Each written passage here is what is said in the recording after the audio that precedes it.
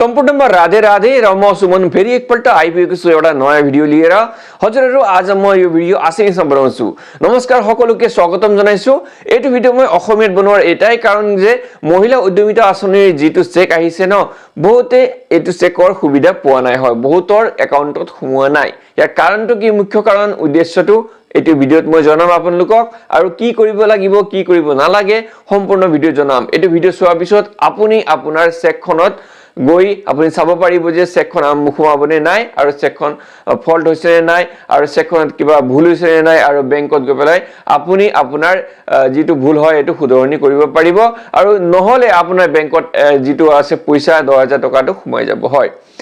ইয়াত মই মহিলা উদ্যমিতা আঁচনি যিসকল 10000 টকা পাইছে তেখেতসকলক বহুত বহুত অভিনন্দন জনাইছো কিয়কি তেখেতসকলে 10000 টকা পাইছে আৰু 10000 টকা দি কিবা এটা কৰক এটো পইচা এনে খাই পলা নুৰাব দেই। যিসকল সোমোৱা নাই তেখেতসকলে এটো ভিডিওটো এন্ড লৈকে মানে সমাপ্ত হোৱালৈকে এন্ডিং লৈকে চাওক যাতে আপোনাৰ পইচাটো সোমাই হয়। বন্ধু বান্ধৱীসকল আপোনালোকে কি কৰিব সবতকে প্ৰথমত আপোনালোকে চাব যে আপোনালোকৰ কেৱাইসি টো ফিল আছে নে নাই হয়। যদি আপোনাৰ কেৱাইসি টো নাই তেন্তে আপোনালোকে 10000 টো যি চেকটো জমা কৰিছে তেতিয়া হলেও আপোনাৰ পইচাটো নখুমাব।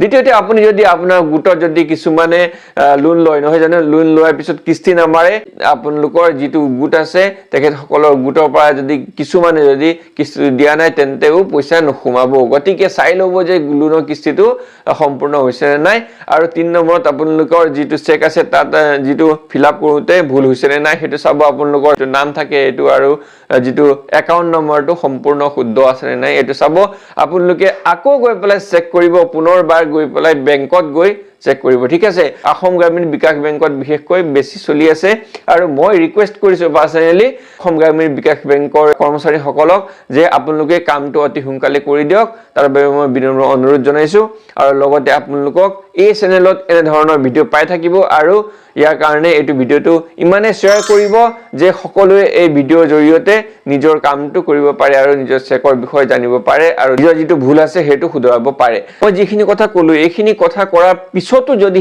আপোনাৰ চেকৰ পইচাটো আপোনাৰ বেংক একাউণ্টত না যায় তেন্তে আপুনি কমেন্ট কৰিব আৰু কমেন্ট কৰাৰ লগে লগে মই আপোনাক ৰিপ্লাই দিম যে কি কৰিব লাগিব সঠিক তথ্য আপোনাক দিম।